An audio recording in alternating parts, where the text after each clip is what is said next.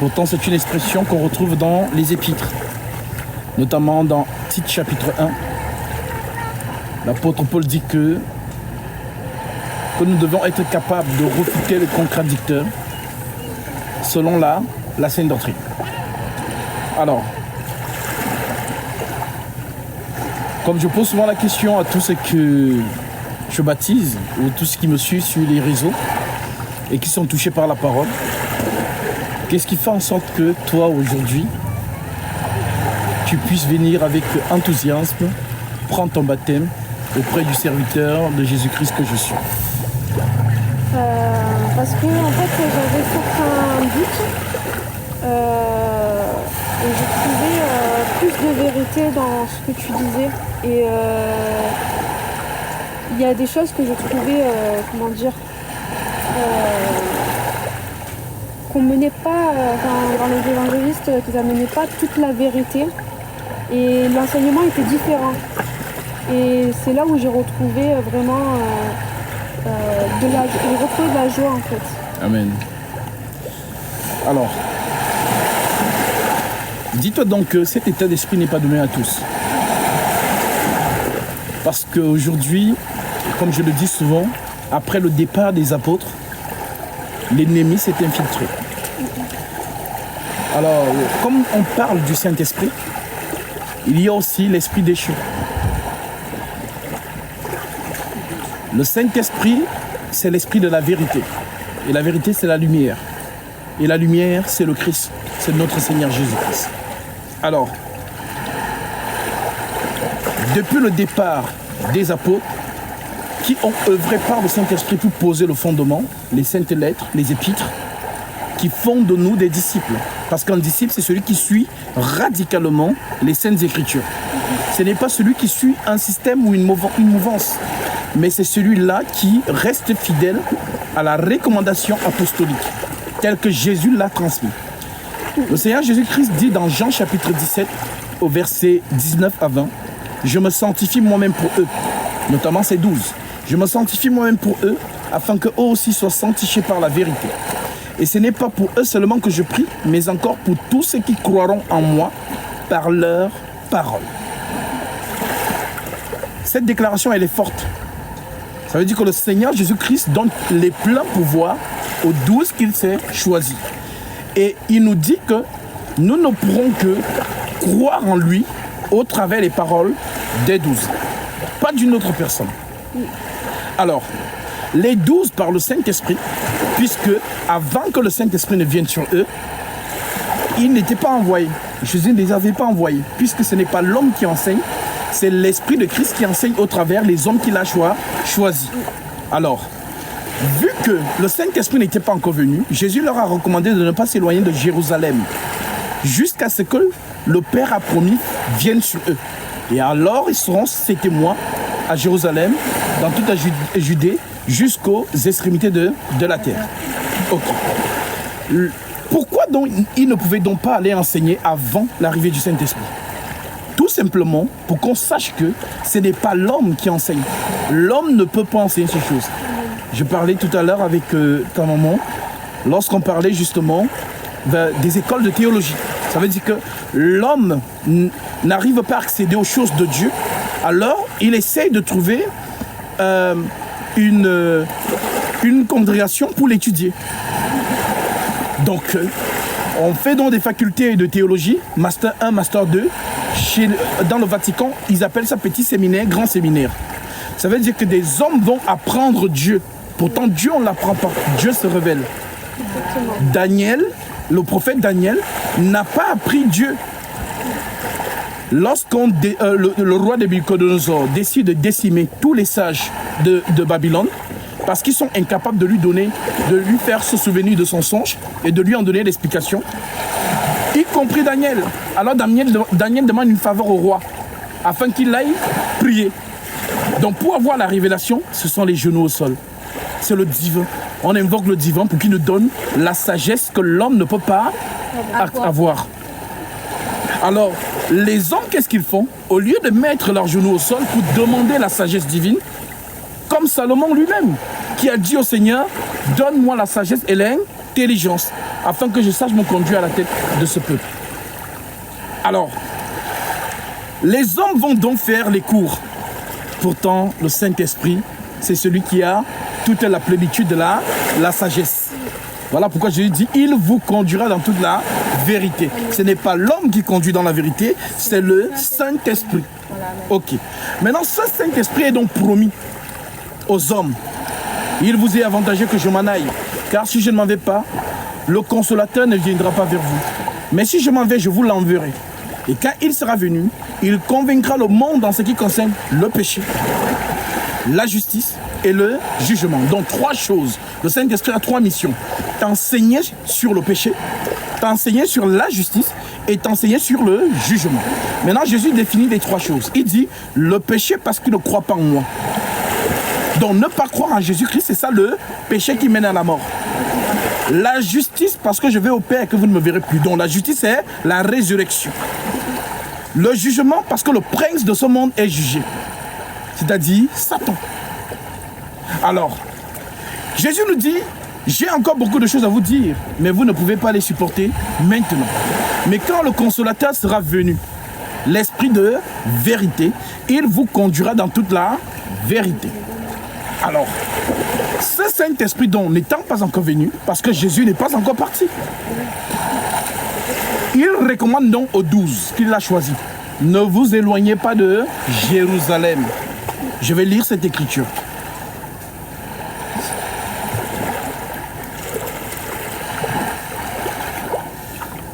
Je suis dans Acte 1, verset 4. L'Écriture dit, comme il se trouvait avec eux, il leur recommanda de ne pas s'éloigner de Jérusalem, mais d'attendre ce que le Père avait promis. Ce que je vous ai annoncé, leur dit-il. Car Jean a baptisé d'eau, mais vous, dans peu de jours, vous serez baptisés du Saint-Esprit. Alors les apôtres réunis lui demandèrent, Seigneur, est-ce en ce temps-là que tu rétabliras le royaume d'Israël? Ça veut dire, eux, en tant que juifs, ils ont besoin d'une seule chose, c'est que le royaume d'Israël soit rétabli. Mais Jésus leur répond en disant, il leur répondit, ce n'est pas à vous de connaître le temps et les moments que le Père a fixés de sa propre autorité, mais vous recevrez une puissance. Le Saint-Esprit survenant sur vous, et vous serez mes témoins à Jérusalem, dans toute la Judée, dans la Samarie, jusqu'aux extrémités de la terre. Ok. Les apôtres donc, étant donc dans la chambre haute, vont donc recevoir le Saint-Esprit. Ils le reçoivent comment? Comme gage d'enseignement. Tout le monde n'enseigne pas dans l'église. L'enseignement, c'est un don. Donc, un seul enseigne, c'est l'Esprit Saint. Maintenant, l'Esprit Saint enseigne au travers des vases qu'il s'est choisis dès avant la fondation du monde. Donc, même les 12 que Jésus a choisis, ce n'était pas un hasard. Ces 12-là ont été choisis par le Père, nous dit Jésus. J'ai fait connaître ton nom aux hommes que tu m'as donné du milieu du monde. Dans les hommes, là, on parle des 12. Parce que c'est par l'enseignement des 12 que nous autres, nous allons entrer en Jésus-Christ. Voilà le schéma. On ne peut pas aller en Jésus directement sans passer par les 12. C'est sa recommandation. Jean 17, verset 19 à 20. Il dit, je ne prie pas seulement pour eux, mais encore pour tous ceux qui croiront en moi par leur parole. Donc si tu veux venir à Jésus, passe par les 12. Ce qui fait en sorte que personne ne peut venir plus tard pour venir renverser l'enseignement des 12. Voilà pourquoi nous sommes fondés sur leurs enseignements. Alors, ces 12 dons ont œuvré. Ils nous ont enseigné et ils nous ont laissé les lettres. Et ces lettres-là, c'est un peu comme notre, comment dirais-je, notre posologie. C'est notre indicateur. C'est notre GPS. Donc nous ne pouvons pas nous improviser dans les choses. Non, eux, ils ont travaillé par le Saint-Esprit. Voilà pourquoi l'Écriture dit donc, dans Éphésiens 2:20, vous avez été édifiés sur l'enseignement des apôtres et des prophètes, Jésus-Christ lui-même étant la pierre angulaire. Alors, l'apôtre Paul pérennise cela en disant dans 2 Thessaloniciens chapitre 2 verset 15, ainsi donc frères, demeurez fermes et retenez les instructions que vous avez reçues, soit par notre parole, soit par notre lettre. Et les lettres, nous les avons. Alors, qui se dit disciple aujourd'hui? C'est celui qui marche conformément à ces lettres-là. Ça veut dire qu'il n'ajoute pas, il ne retranche pas. Si l'écriture dit une chose, il applique. Mais aujourd'hui, qu'est-ce que l'ennemi fait? L'ennemi, lorsque l'écriture dit une chose, alors il donne le raisonnement à l'homme. C'est exactement ce qu'il a fait avec Ève. Dieu a-t-il réellement dit? Il sème le doute. Donc toute personne qui viendra te semer le doute sur une écriture qui est déjà là, qu'on appelle le roc. Parce que les paroles des douze, on appelle ça fondement.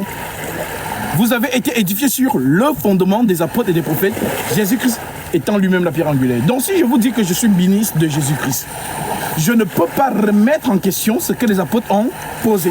Au contraire, non seulement je les approuve, mais je les pérennise. Ça veut dire que s'ils ont dit une chose, moi je ne peux pas dire le contraire. Okay? Il était très jeune. Il lui dit, toi donc mon enfant, fortifie-toi dans la grâce qui est en Jésus-Christ. Et ce que tu as entendu de moi, en présence de beaucoup de témoins, confie-le à des hommes fidèles qui soient capables de l'enseigner aussi à d'autres. Donc le Seigneur nous appelle à la fidélité de l'Écriture. D'où le verset qu'on parlait tout à l'heure, Matthieu 7, 21. Ce n'est pas ceux qui me disent Seigneur, Seigneur, qui entreront tous dans le royaume des cieux, mais celui-là seul qui fait la volonté de mon Père qui est dans les cieux.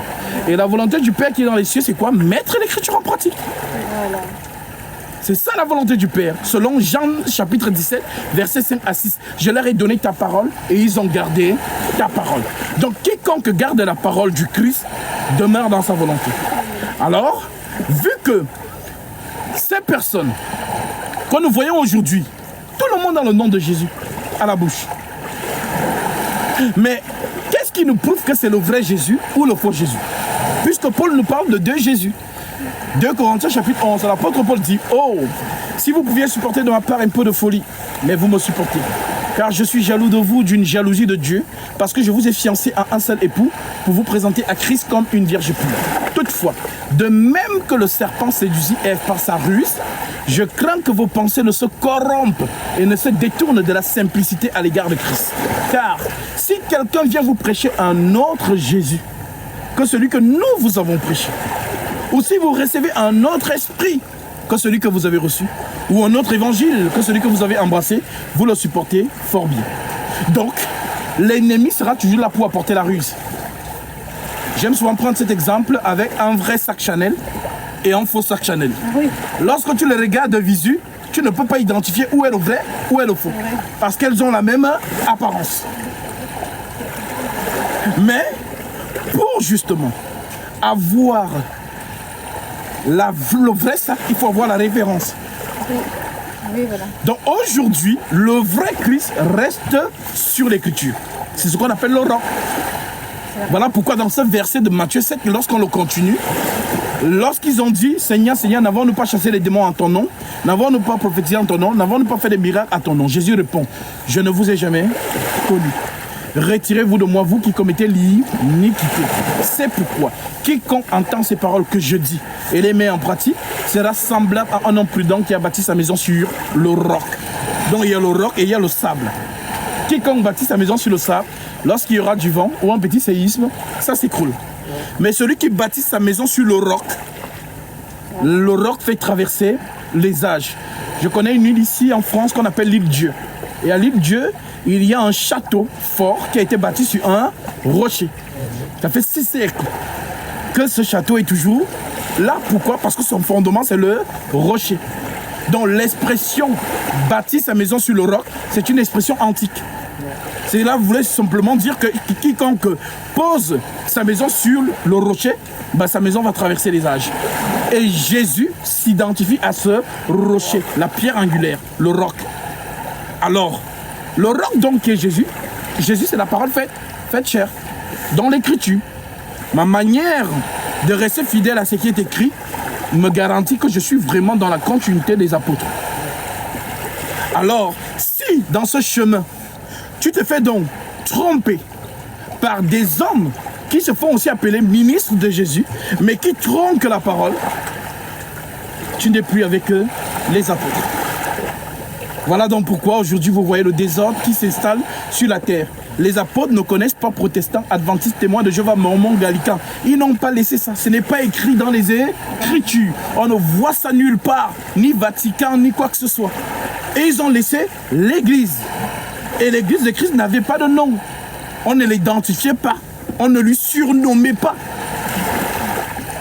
Mais aujourd'hui, les gens s'amusent à surnommer les assemblées. Ils se donnent des noms, voilà, comme nous sommes ici, église de Plage Dorée, église de Mormons. Les apôtres n'ont pas laissé ça. Lorsque nous lisons les lettres apostoliques, nous voyons Assemblée des saints de Corinthe, Assemblée des saints d'Éphèse, Église des saints de Thessalonique, de Galate.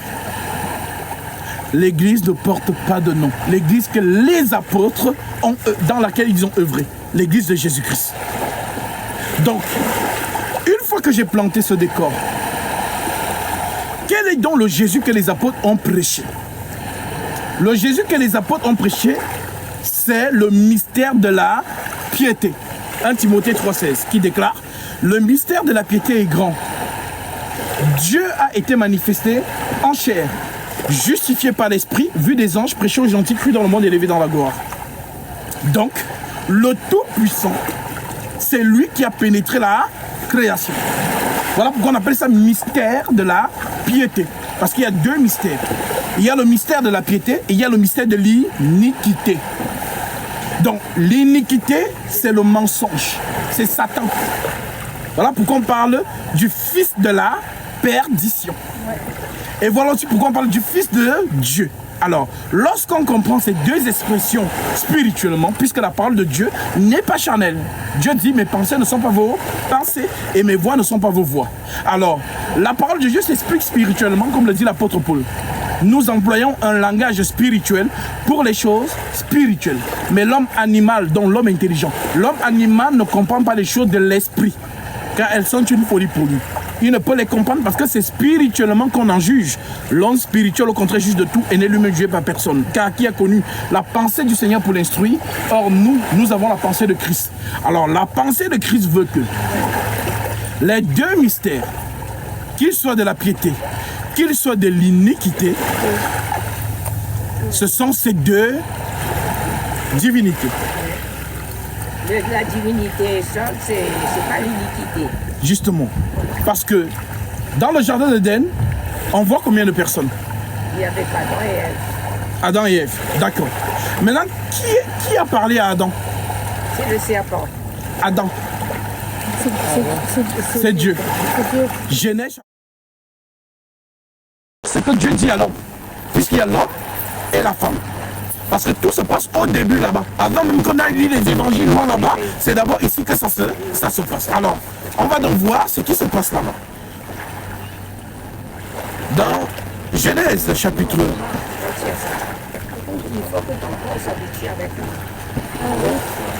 Genèse chapitre 2, verset 16. L'Écriture dit ceci.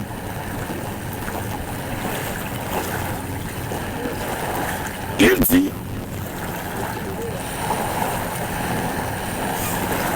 au verset 16, il déclare: l'Éternel Dieu donna cet ordre à l'homme: tu pourras manger de tous les arbres du jardin, mais tu ne mangeras pas l'arbre de la connaissance du bien et du mal, car le jour où tu en mangeras, tu mourras. Voilà la conversation de Dieu avec l'homme. Ok. Maintenant, l'homme a gardé la parole de Dieu. Maintenant, lorsqu'on prend Genèse 3, verset 7, l'Écriture dit,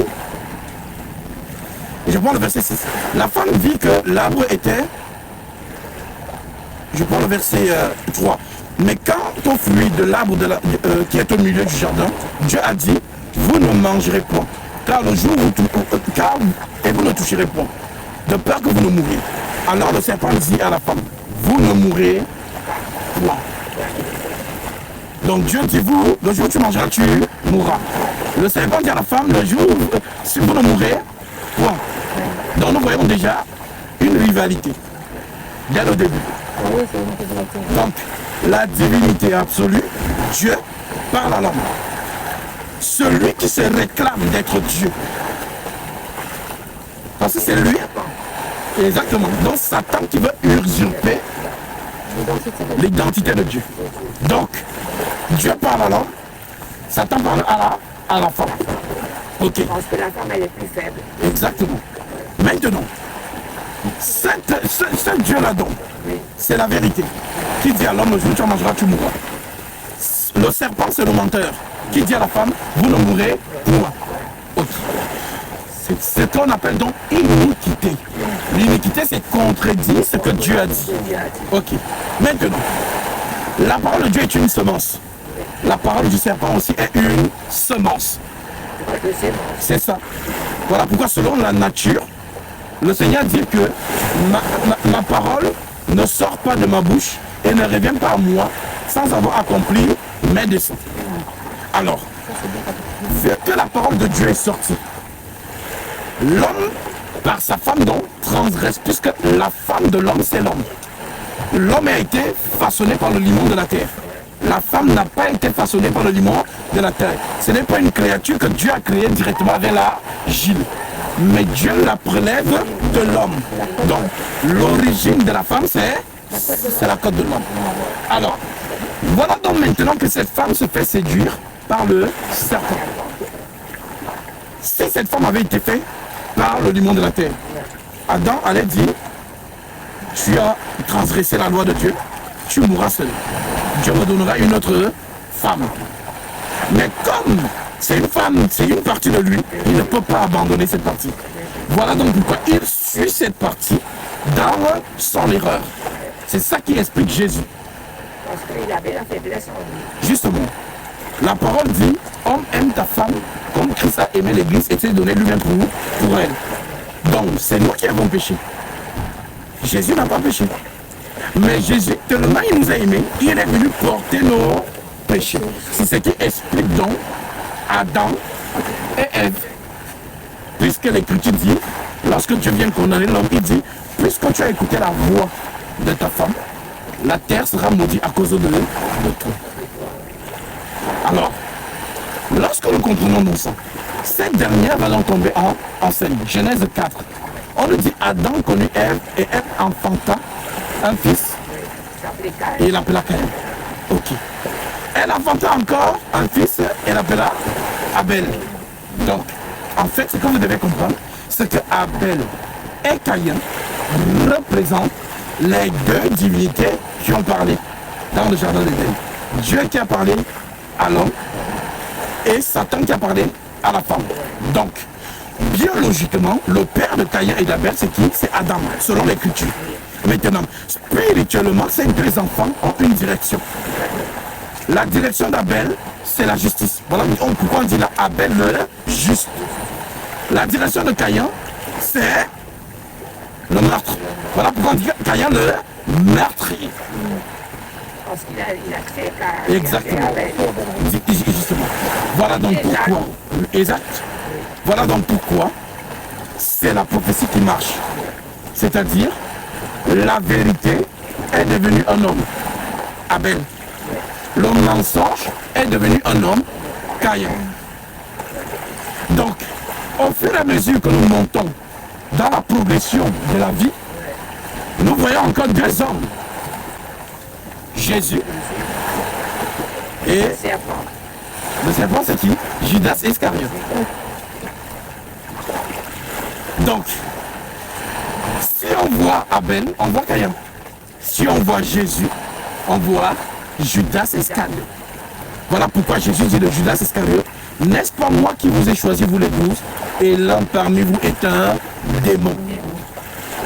Il n'a pas dit l'un parmi vous est possédé par un démon. Il dit l'un parmi vous est un démon, en autre terme, Satan. Justement. Maintenant, Caïn, Abel, Jésus, Judas et Iscariote. Maintenant, il faut un troisième. Puisqu'on a tué Abel, on a tué Jésus. Maintenant, qui va venger ces deux-là? Parce que l'Écriture dit à moi la vengeance, à moi la rétribution. Le vengeur, c'est Michael, le guerrier. Michael, c'est l'archange Michael. L'archange, lui, d'abord. Mais Voilà. Oui. Maintenant, l'archange Michael, en fait, c'est la prophétie qui marche. Abel, Jésus, Michael. Voilà pourquoi lui, il arrive le dernier. Il vient le dernier, pourquoi? Pour terrasser l'ennemi. Voilà pourquoi vous le retrouvez un peu dans toutes les images où il a la tête, son pied sur. Voilà. Donc ça, ce sont les images que le Vatican a repris, ainsi de suite. Cela est écrit dans Apocalypse chapitre 12. On dit, il y eut guerre dans le ciel. Michael et ses anges combattirent contre le dragon et ses anges. Donc celui qui terrasse le dragon, c'est qui? C'est Michael. Voilà donc pourquoi c'est lui le vengeur. On a tué Abel, on a tué Jésus, mais Michael, on ne le tue pas, c'est lui qui tue. Voilà pourquoi on dit le dernier ennemi qui sera tué, c'est la mort. Et la mort, c'est qui? Satan. Donc si on a donc compris le langage de Dieu, pas le langage des hommes, le langage de Dieu, c'est la prophétie qui marche en 3 temps. Parce que Dieu parle 3 fois. Genèse 1, Genèse 2, Genèse 3. Le reste, c'est la prophétie qui marche jusqu'à son terme. Voilà pourquoi il est écrit dans... Je prends ça. C'est une parabole. Oui. C'est une parabole, c'est... Exactement. Oui, justement, voilà pourquoi le discours de Dieu est énigmatique. Il a dit lui-même dans Psaume chapitre 78, verset 1 à 2. Je vais vous lire ça. Alors.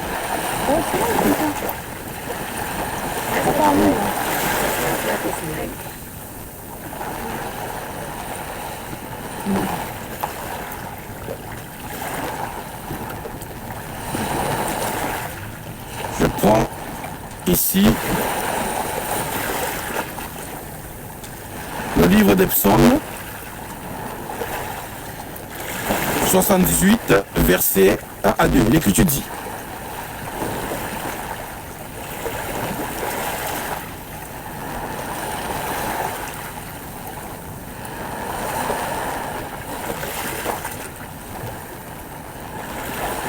L'Écriture déclare: prête l'oreille à ma loi, mon peuple, et inclinez vos oreilles aux paroles de ma bouche. J'ouvrirai futur ma bouche en parabole, et j'annoncerai les énigmes des jours d'autrefois. Donc Dieu parle par énigme. D'où le discours de Jésus. Lui parlait toujours en parabole. Et lorsqu'il parle en parabole, personne ne comprend. Voilà donc pourquoi les apôtres eux-mêmes lui ont posé la question: mais Seigneur, pourquoi leur parles-tu en parabole? Et il a répondu en disant: je leur parle en parabole afin qu'ils entendent, mais qu'ils ne comprennent pas. Et si on ne comprend pas, on n'a pas la foi. Car la foi vient de ce qu'on entend, et ce qu'on entend vient de la parole de Christ. Alors, vu qu'on ne comprend pas quand Jésus parle, il dit donc: quiconque pêche contre le Fils de l'homme, son péché lui sera pardonné. Parce qu'il est conscient qu'il parle énigmatiquement, alors personne ne comprend. Et s'ils ne comprennent pas, ils n'ont pas la foi. Alors quiconque pêche contre lui ne sera pas pardonné.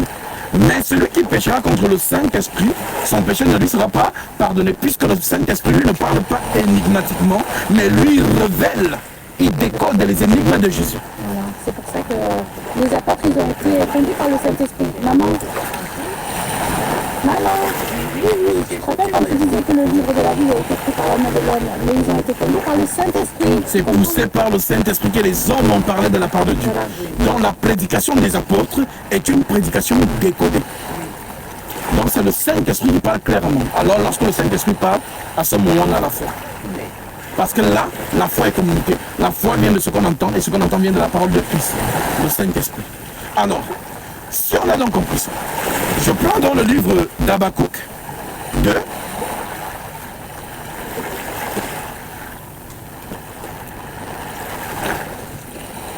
Habakkuk chapitre 2, je prends le verset 1, l'Écriture dit: j'étais à mon poste et je me tenais à la tour.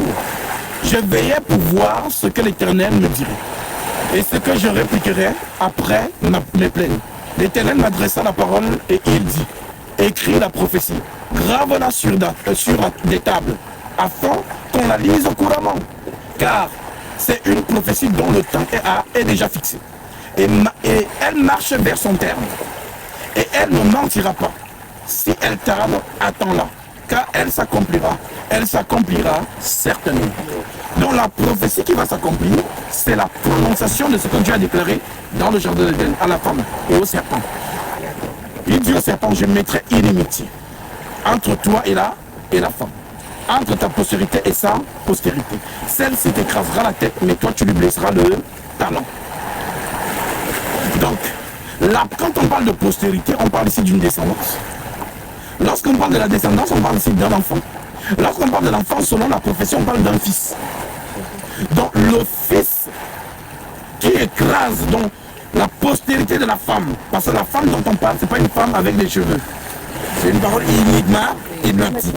La femme dont on parle, en fait, c'est un peuple, Israël. Voilà pourquoi on dit d'Israël, un enfant nous est né. Un fils nous est donné et la domination reposera sur ses épaules. On l'appellera admirable conseiller, Dieu éternel, Père éternel, Dieu puissant, ainsi de suite, prince de la paix. Donc c'est l'enfant là en fait qu'une nation va enfanter.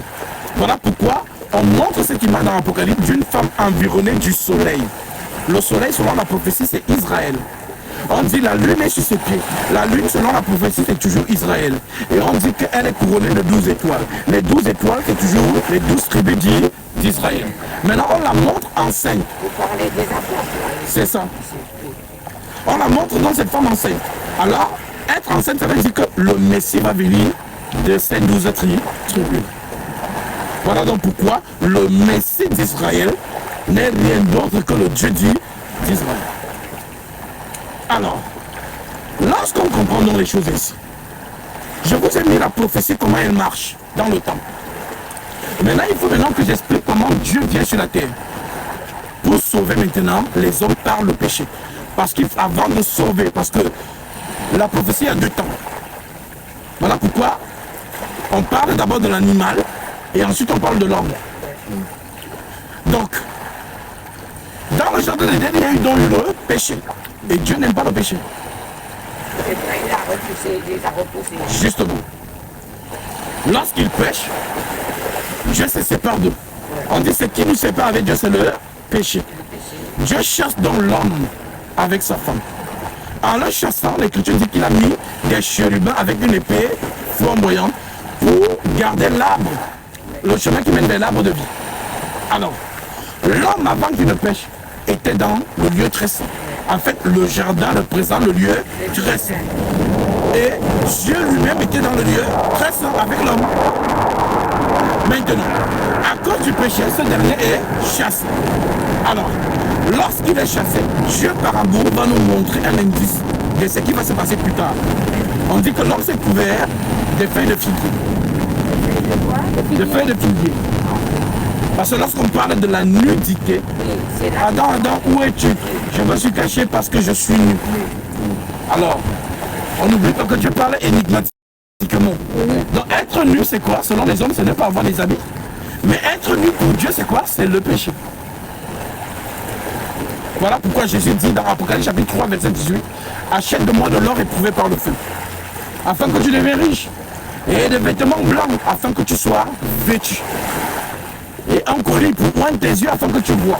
Donc, être vêtu du vêtement blanc, c'est être justifié par le Christ.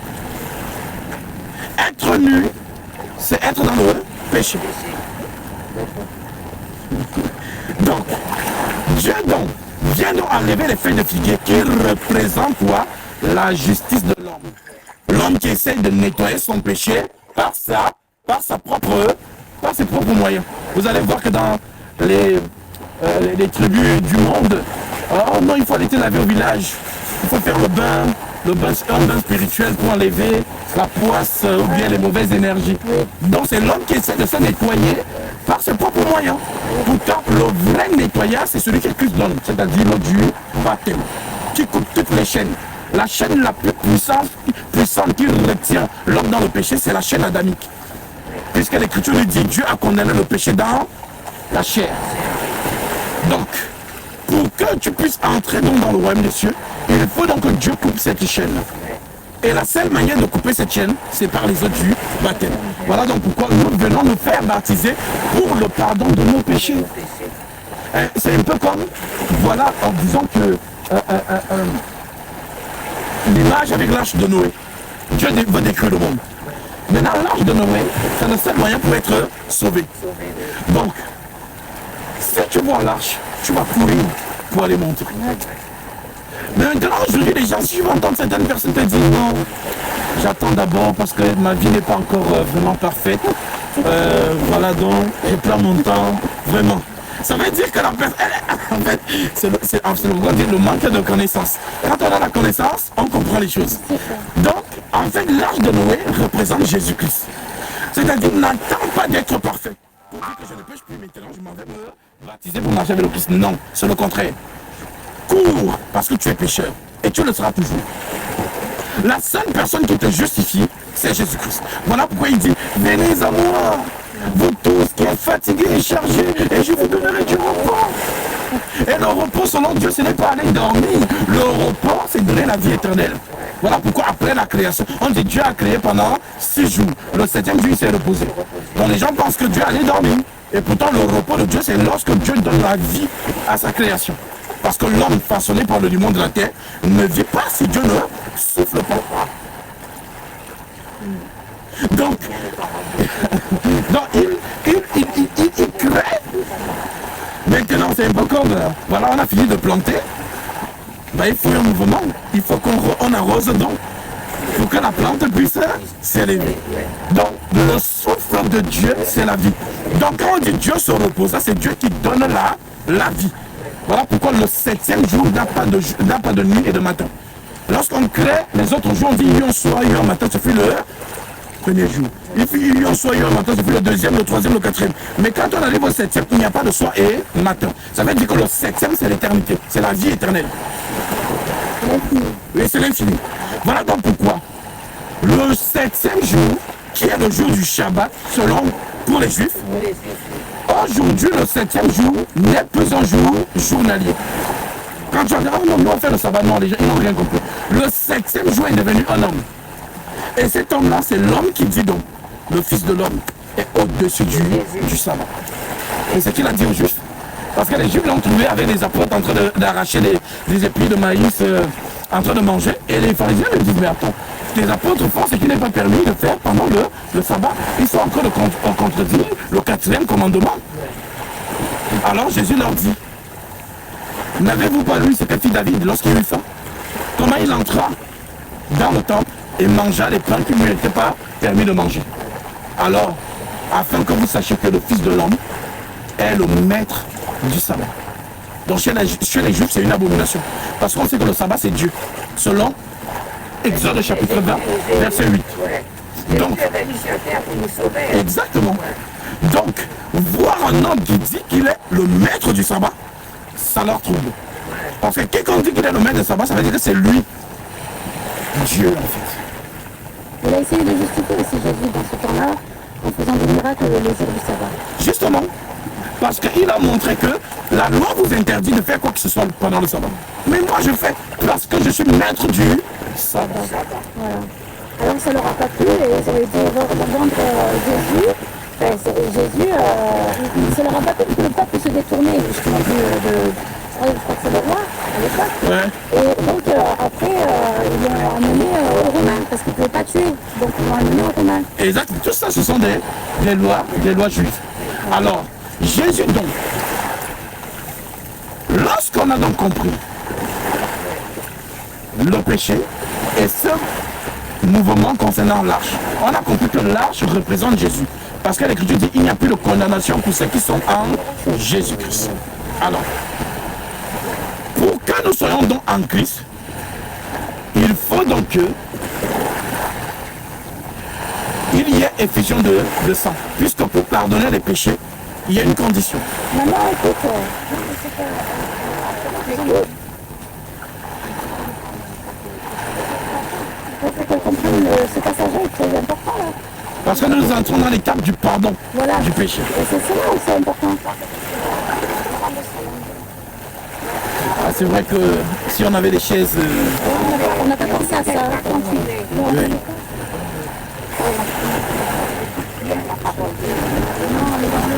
C'est vrai que c'est passionnant. Donc, lorsque Dieu donc chasse Adam, On voit au moment que Dieu fait, c'est qu'il enlève les feuilles de figuier et revêt à Adam et sa femme des habits de peau. Ça veut dire que la peau, c'est l'animal. Donc, il y a un animal qui a été sacrifié pour que Adam puisse être revêtu. Cela nous annonçait déjà ce qui va se passer dans la suite. Voilà donc pourquoi. Pour qu'il y ait pardon, il faut forcément qu'il y ait du sang. Maintenant, il y a un problème. C'est que Dieu, lui, c'est un esprit. Et l'esprit est immatériel.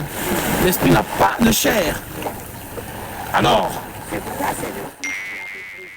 justement, lorsque Dieu constate donc que l'esprit est immatériel et qu'il ne peut pas sauver les hommes selon sa nature à lui divine, c'est dans ça que Paul vous écrit. Ayez en vous les sentiments qui étaient en Jésus-Christ, lequel existant en forme de Dieu, n'a pas regardé comme il peut arracher d'être égal à Dieu. Qu'est-ce que cela veut dire? Il n'a pas regardé sa condition de divinité, mais s'est dépouillé lui-même en devenant semblable aux hommes. Donc l'esprit qui porte un corps. Si l'esprit porte le corps, c'est pourquoi? C'est tout simplement pour aider le peuple comprendre. Non seulement à comprendre, mais pour faire expiation du sang.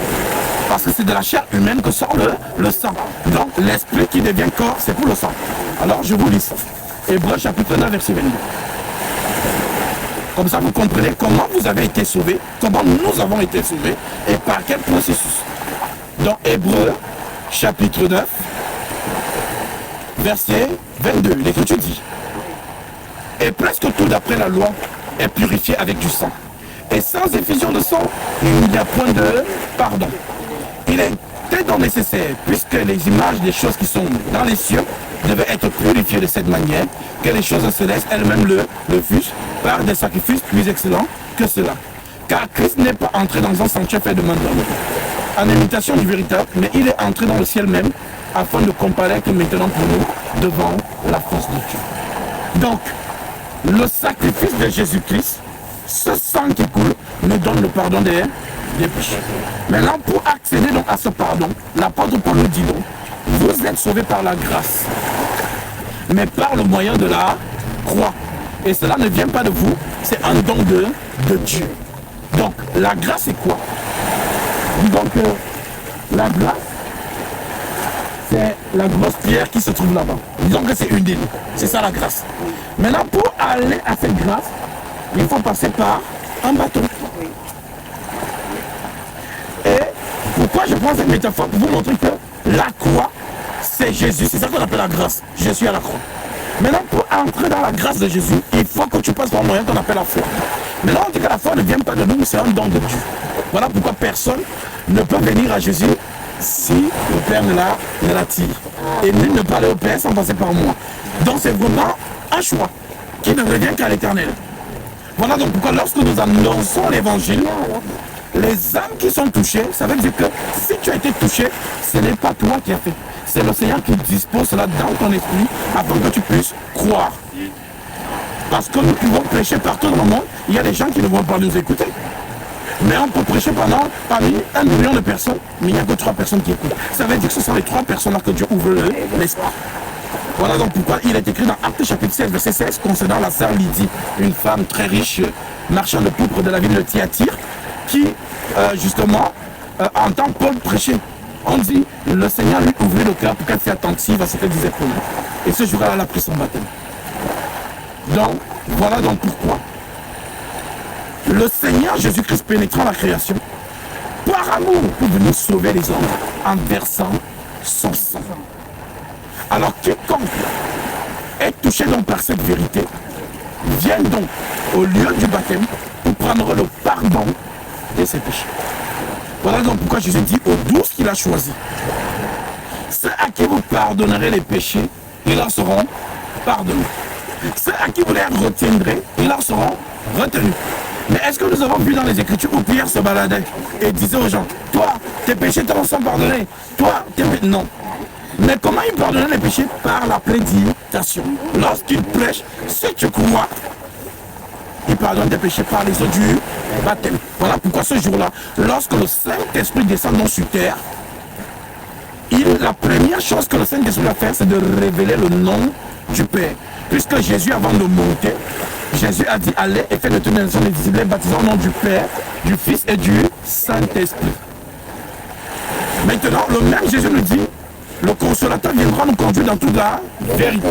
Alors, lorsque le consolateur arrive dans l'acte 2, la première chose que le consolateur fait, c'est de nous révéler le nom du Père. Voilà donc pourquoi Pierre, revêtu de cet esprit, déclare, lorsque les hommes m'écoutent, ils sont touchés. Et ils disent, homme frère, que ferons-nous? Alors Pierre répond, par l'Esprit de Dieu, repentez-vous. Et que chacun de vous soit baptisé au nom de Jésus-Christ pour le pardon de vos péchés. Et vous recevrez le don du Saint-Esprit. Donc 3 choses ont été évoquées ici. La repentance, qui est croire. Parce que croire, c'est se repentir. Le pardon des péchés et le don du Saint-Esprit. Alors ce sont ces 3 choses qu'on retrouve aussi dans 1 Jean chapitre 5 verset 7. Il y en a 3 qui rendent témoignage. L'esprit, l'eau et le sang, et les 3 sont d'accord. Alors on retrouve les 3 principes. Jésus parlait tout de la nature. La nature elle-même ne vous enseigne pas. La femme, naturellement, manifeste les 3 choses. Parce que c'est elle qui donne la vie sur cette terre. Alors lorsque celle-ci est enceinte, elle perd les os, elle perd le sang lorsqu'elle est en travail. Et lorsque l'enfant sort de son ventre, il reçoit l'oxygène de l'air dans ses poumons et pousse son premier cri. Donc si on a compris le principe naturel de la naissance, alors à ce moment, on comprendra le principe spirituel de la naissance. D'où le fait que Jésus dise à Nicodème, Jésus lui dit, si un homme est né d'eau et d'esprit, il ne peut pas entrer dans le royaume des cieux. Nicodème ne comprend pas, il dit, mais attends, il faut que j'aille encore entrer dans le sein de ma mère et de ressortir pour naître. Il n'a pas compris. Alors, justement, lorsque la femme atteint les 9 mois de sa grossesse, ce qui enclenche la vie, c'est la perte des os. Alors, cela nous prouve dans un principe naturel qui est l'eau. Car Genèse 1 nous dit que les eaux qui sont en bas s'amassent à un même lieu et que le sec paraisse. Donc la terre sort de l'eau. Voilà pourquoi un bébé est dans une poche qu'on appelle le placenta, et ce placenta est gorgé d'eau. Et le bébé c'est la terre, Adama. Donc cette terre est dans l'eau. Pour que la terre vienne donc à la surface, il faut que l'eau se sépare. C'est ça dans la naissance. Donc quand les gens entendent dire, non, je suis né de nouveau, ils ne comprennent pas ce qu'ils disent. Être né de nouveau, c'est que les 3 principes doivent s'accomplir en toi. Comme la maman perd les os. Lorsqu'elle a un travail, elle perd le sang. Voilà pourquoi on dit que Jésus a souffert des douleurs de l'enfantement. Mais c'est un homme. Pourquoi on parle des douleurs de l'enfantement? On est en train de dire qu'il a réalisé ce que la femme fait naturellement. Voilà pourquoi à la croix, l'eau et le sang sortent de son côté. Voilà pourquoi l'eau et le sang, c'est le symbole de la naissance. La femme perd l'eau, elle perd le sang. Voilà donc pourquoi, lorsque cette femme a compris les 2 choses, la 3e chose c'est quoi? C'est que l'enfant reçoit l'oxygène de l'air dans ses poumons. Et celui-ci pour son premier cri, c'est ma peau. Le plan de l'enfant atteste, l'oxygène atteste que j'ai validé sa vie, il est vivant. Parce qu'il y a des enfants qui naissent, mais l'oxygène ne valide pas la naissance et il est déclaré cliniquement mort-né. Donc, Jésus, donc, qui a accompli cela pour nous, nous n'avons donc pas vu la 3e chose, le jour où il est mort à la croix. Mais nous avons vu 2 choses. L'eau qui est sortie de son côté et le sang. Mais le 3e symbole est descendu quand? Le jour de la Pentecôte, l'Esprit. Parce que ce qui régit la vie sur notre planète, c'est quoi? C'est l'oxygène. S'il n'y a pas d'oxygène, il n'y a pas de vie. Ce qui régit dans la vie, dans la sphère spirituelle, c'est quoi? C'est Dieu. Jésus-Christ. Je suis la vie. Je suis la résurrection. Donc, l'oxygène de l'air est un langage de Dieu. Il nous montre qu'il y a quelque chose qui est plus élevé que l'oxygène. Parce que l'oxygène, ce n'est que pour le temps. Alors quiconque revient dans cette dimension, il vit par l'oxygène. Et quiconque va donc dans la dimension spirituelle, il vit par Jésus. Alors, lorsque on comprend donc ça, on vient donc. Parce que la sœur, elle a cru. Elle a cru, c'est la première étape. Elle vient donc dans les eaux du baptême pour le pardon de ses péchés. Et parce que tu avais déjà reçu le Saint-Esprit. Donc, le Seigneur avait déjà permis d'être né de l'Esprit. Parce que nous voyons que lorsqu'on lit les Épîtres, lorsqu'il recevait le Saint-Esprit, se mettait à parler en langue. Acte chapitre 10, Acte chapitre 19. Voilà. Alors, ce n'est pas forcément en hébreu. En fait, l'Esprit, c'est lui qui nous permet de parler dans la langue qu'il veut. Il peut s'exprimer dans une langue morte qu'on ne connaît pas. Par exemple, quand Jésus était à la croix, on a écrit 3 langues. L'araméen, ou encore l'hébreu, le latin et le grec. Mais avant l'araméen, l'hébreu, le latin, il y a eu des langues, mais qui sont mortes aujourd'hui, qu'on ne connaît plus l'existence.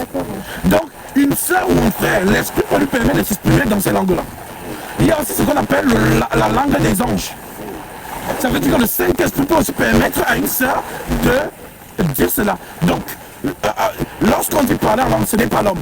Non, voilà pourquoi vous voyez souvent que ceux qui déclenchent eux-mêmes, qui font des charabia, ça veut dire que c'est par leur improvisation. Ce n'est pas le parler en langue. Parce qu'on ne peut pas déclencher ça de lui-même, de soi-même. C'est Dieu. Justement, lorsqu'il descend dans un frère ou dans une sœur, il accomplit ce qu'il a dit à la femme samaritaine. Les vrais adorateurs adoreront le Père en esprit et en vérité. Donc on ne peut pas adorer Dieu si on n'a pas l'esprit de Dieu. Donc l'adoration n'a rien à voir avec le piano, la guitare ou les chants. Non, ça c'est les louanges. Mais l'adoration, c'est lorsque l'esprit du Père se proclame en toi. Voilà pourquoi l'Écriture dit l'esprit rend témoignage à notre esprit que nous sommes enfants de Dieu. À quel moment? Au moment où le frère ou la soeur reçoit l'esprit. Et lorsqu'il le reçoit, il parle donc en mystère. Voilà pourquoi le parler en langue de Acte 2, le jour où le Saint-Esprit est descendu, ce n'était pas l'adoration. C'était l'accomplissement d'une prophétie. Parce que toutes les nations de la terre devaient entendre l'évangile dans leur langue maternelle. Alors je vais vous lire cette prophétie, comme après on va passer dans les autres du matin. Ésaïe chapitre 2. L'Écriture dit: prophétie d'Ésaïe, fils d'Amos, sur Juda et Jérusalem. Il arrivera dans la suite des temps que la montagne de la maison de l'Éternel sera fondée sur le sommet des montagnes, qu'elle s'élèvera par-dessus les collines, et que toutes les nations y afflueront. Des peuples s'y rendront en foule et diront: venez, montons à la montagne de l'Éternel, à la maison du Dieu de Jacob, afin qu'il nous enseigne ses voies et que nous marchions dans ses sentiers. Car de Sion sortira la loi, et de Jérusalem la parole de l'Éternel.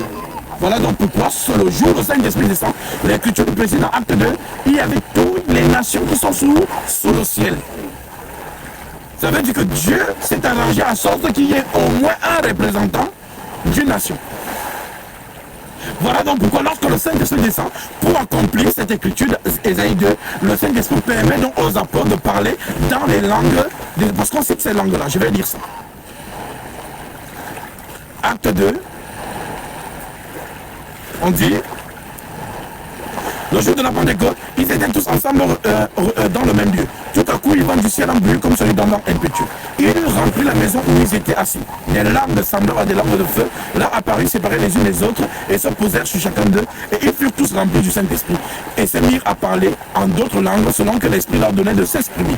Or, il y avait à Jérusalem des Juifs hommes pieux de toutes les nations qui sont sous le ciel. Donc, Ésaïe 2. Maintenant on dit, au bruit qui eut lieu, la multitude accourut et fut confondue parce que chacun les entendait parler en sa propre langue. Ils étaient tous dans l'étonnement et la surprise et ils se disaient les uns aux autres: voici ces gens qui parlent. Ne sont-ils pas tous galiléens? Et comment les entendons-nous parler dans notre propre langue à chacun, dans notre langue maternelle? Perthes, Mèdes, Élamites, ceux qui habitent à la Mésopotamie, la Judée, la Cappadoce, le Pont, l'Asie, la Phrygie, la Pamphylie, l'Égypte, le territoire de Libye voisine, de Cyrène, ceux qui sont venus de Rome, juifs et prosélytes, crétois et arabes. Comment les entendons-nous parler dans nos langues des merveilles de Dieu? Donc le Seigneur s'est arrangé pour accomplir la prophétie d'Ésaïe 2 et c'est elle qui s'accomplit dans l'acte 2. Maintenant, ce qui se passe chez Corneille, lorsque Pierre est en train de parler, le Saint-Esprit descend et Corneille se met à parler en langue avec les gens de sa maison. Ça, c'est l'adoration. Quand Quand l'Écriture dit celui qui parle en langue, ne parle pas aux hommes, mais à Dieu, car c'est en esprit qu'il dit des mystères. C'est donc ça l'adoration. Donc lorsqu'un frère ou une soeur reçoit le Saint-Esprit de Dieu, le Seigneur se proclame, ce n'est pas elle, ni le frère, c'est l'Esprit de Dieu qui se glorifie à travers ces personnes. Donc ce qui appelle nos gens à parler en langue, vous allez souvent entendre, certains disent, parler en langue. On n'ordonne pas de parler en langue. C'est Dieu qui c'est Dieu, justement. Vous entendrez souvent les gens faire les ribori baba. Ça n'a rien à voir.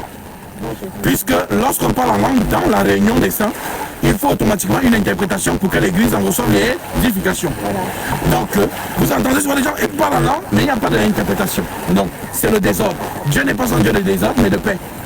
Donc, l'ennemi aussi, comme je dis souvent lorsque je prêche, Satan peut imiter tout ce que Dieu fait, sauf la résurrection. Ah, oui, c'est le parler en langue, il ne peut pas le comprendre, Dieu.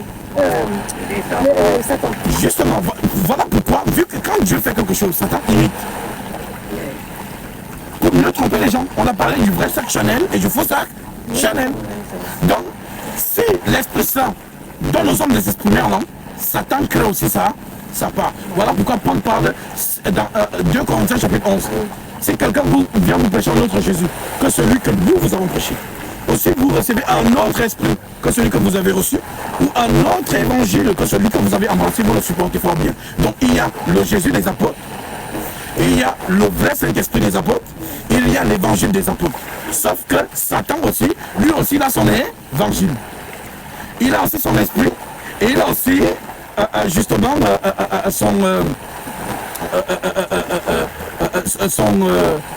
si quelqu'un vous annonce un autre, son esprit, ou un autre Jésus.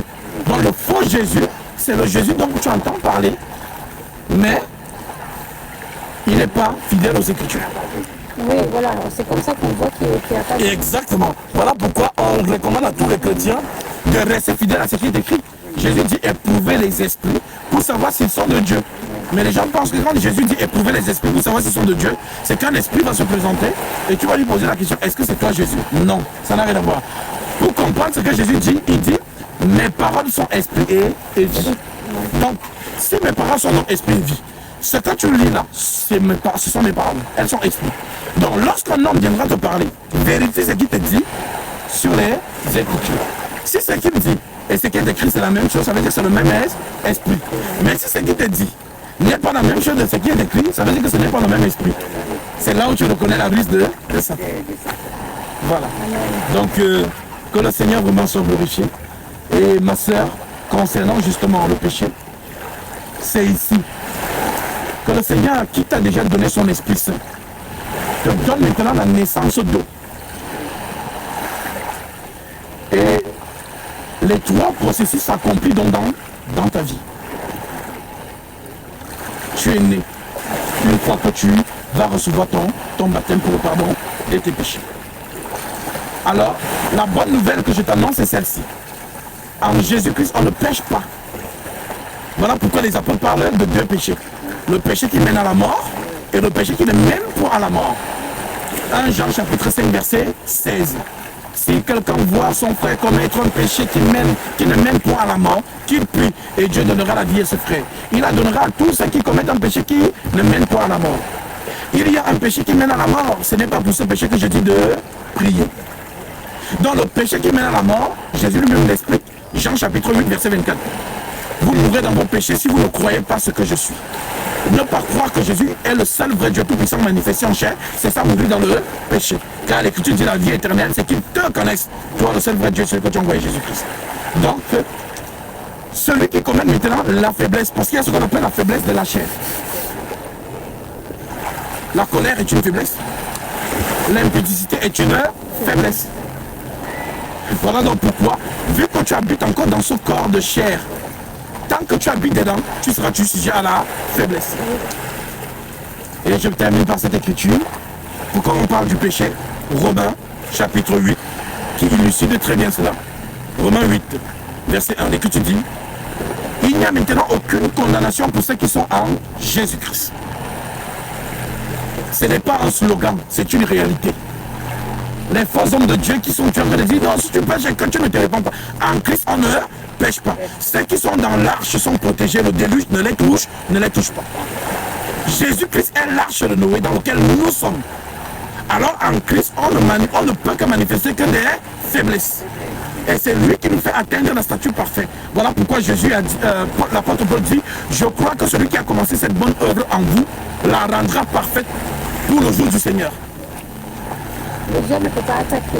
Non, le diable justement, le diable, comme il sait qu'il y a certains qui ne comprennent pas les Écritures, il vient dans les accuser, on l'appelle l'accusateur.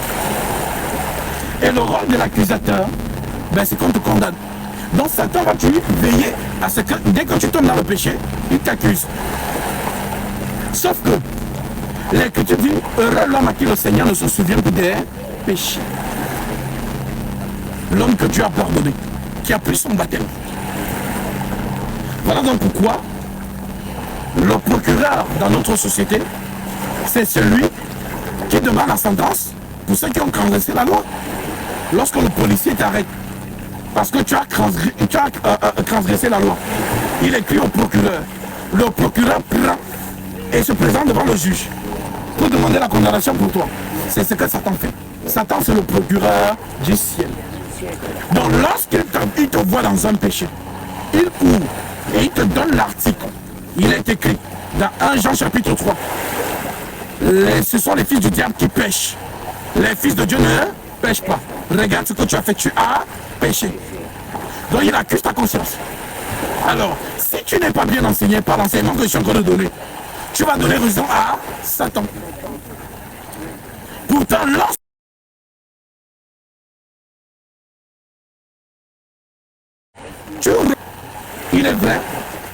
il est vrai que je suis dans la faute. Mais je crois au Seigneur Jésus-Christ. Il a pardonné mes péchés. Les enfants de Dieu ne pêchent pas parce qu'ils sont nés de Dieu. Et là, il va comprendre que tu as compris. Oui. C'est important justement parce que moi ça me fait penser à Jésus quand il a été dans le désert et qu'il a été tenté par le diable plusieurs fois. Qu'est-ce qu'il a fait partir loin? C'est sur la parole de Dieu, de son Père. C'est justement. C'est ça qui a fait qu'il a fait partir. Parce que c'est un accusateur. Il faut bien comprendre ça. Satan maintient beaucoup de gens dans l'ignorance par cette chose-là. Parce que voilà pourquoi Jésus dit que lorsque le consolateur viendra, il vous convaincra en ce qui concerne le péché. Voilà. Il faut connaître ce qu'est le péché. Si tu ne connais pas, c'est là où Satan te tient. Parce qu'il t'accuse. Et quand il t'accuse, bah, si tu es attristé, à ce moment, tu lui donnerais raison. Voilà pourquoi vous allez voir des gens vous dire ah non, être en Jésus, c'est dur. Je n'arrive pas à arrêter mes addictions. Je n'arrive pas à faire ceci. Parce que l'Écriture dit que les enfants de Dieu ne pêchent plus. Mais moi, je pêche. Donc, Satan a raison. Les enfants de Dieu ne pêchent pas. C'est écrit. Il te donne le verset. Et pourtant, les enfants de Dieu qui ne pêchent pas, ce sont ceux que Jésus a justifiés. Il sait que nous sommes pécheurs, mais il nous a lavés. Voilà donc pourquoi l'Écriture dit il n'y a donc aucune condamnation pour ceux qui sont en Jésus-Christ. En effet, la loi de l'Esprit de vie en Jésus-Christ m'a affranchi de la loi du péché et de la mort. Car chose impossible à la loi parce que la chair la rendait sans force. Dieu a condamné le péché dans la chair. Donc que tu le veux ou pas, les faiblesses sont condamnées dans ta chair parce qu'elle a été maudite dans le jardin d'Éden. Maintenant, et quand tu es en disant Dieu a conduit a condamné le péché dans la chair en envoyant à cause du péché son propre fils dans une chair semblable à celle du péché. Donc Jésus, en venant sur terre, il n'est pas venu sur terre avec un corps adamique comme vous et moi. Il est venu avec un corps qui est né de l'esprit. Voilà pourquoi l'Écriture dit de nous, tu es poussé, tu retournes à la poussière. Mais Jésus n'est pas né de poussière. Il est né de l'Esprit Saint. Donc tu es esprit, tu retournes à l'esprit. Voilà pourquoi la terre ne pouvait pas le garder. Parce que ce n'est pas sa nature. Oui. Voilà. Dans la terre... Non, parce que ça a été très difficile à ma mère de comprendre comment Jésus il a pu être sans avoir de rapport entre... voilà. Oui, ça, je peux encore... Après le baptême, je peux expliquer ça en profondeur. Le mystère de la fécondité de Marie. Je peux vous expliquer ça en mystère. Puisque selon, comme je dis souvent, je parle par et énigme. Donc quand on lit avec le cerveau, c'est pas possible. Pour moi, vu que Dieu la puissance de former Adam et Ève, Oui. pour moi, il a la puissance de former à travers le ventre de Marie. Donc pour moi, c'est juste l'enveloppe pour justement que Jésus naisse comme Exactement. qu'il grandisse comme un humain. Voilà, il fallait cette enveloppe-là pour qu'il grandisse en chair. Et après, voilà, pour moi, c'est ça. Justement. En fait, comme je vous ai dit au début, que la parole de Dieu est une semence. Il dit quelque chose et la chose arrive. Donc, si je vous pose la question, à quel moment précis Marie est tombée enceinte? Marie est tombée enceinte au moment où quelqu'un lui a parlé. C'est la parole de cette personne qui fait grande Marie. Je vous expliquerai ça mieux dans la profondeur, mais nous allons entrer dans les eaux pour pouvoir accomplir la prophétie dans la vie de notre Seigneur. Et vous aussi qui nous suivez de loin, si vous avez des questions concernant les Saintes Écritures ou si vous êtes touché de là où vous êtes, n'hésitez pas à nous contacter et nous allons accomplir la prophétie pour vous donner le baptême conformément aux Saintes Écritures.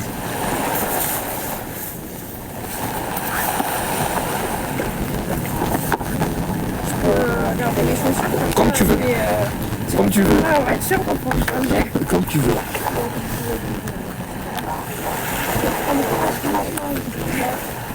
Bon.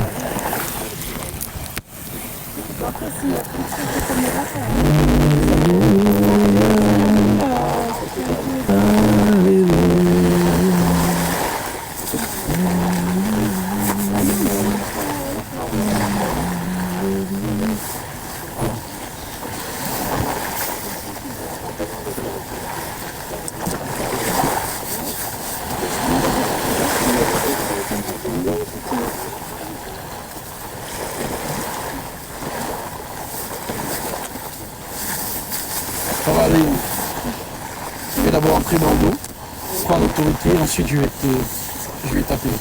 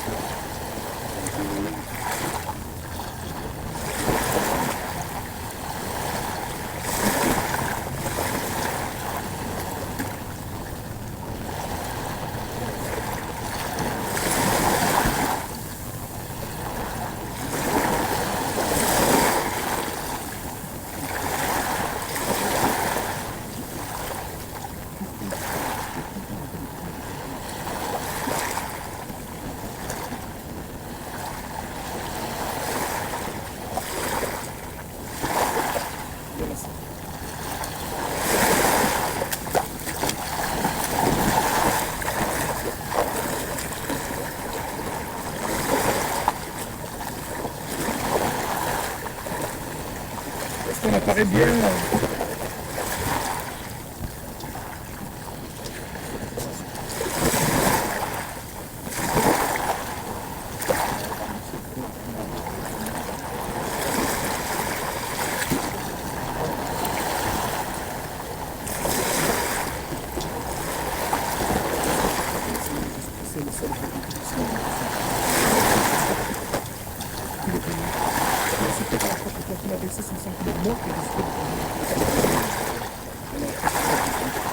Père éternel, merci d'avoir fait pour ton continuellement car il nous a séparés de notre communauté de l'issue de la bâtiment militaire Là, Seigneur, la partie de tout ce que tu fais, le Saint-Esprit prie sur nous, nous avons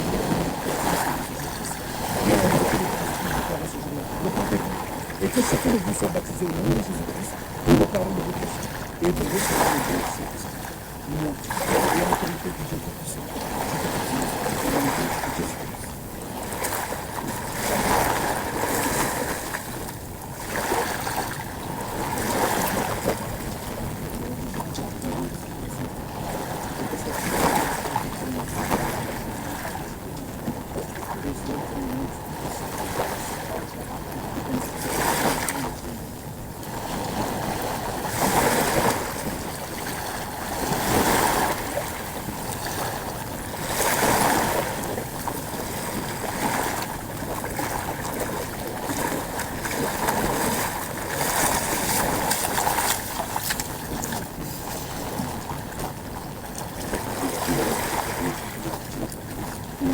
Mon équipe.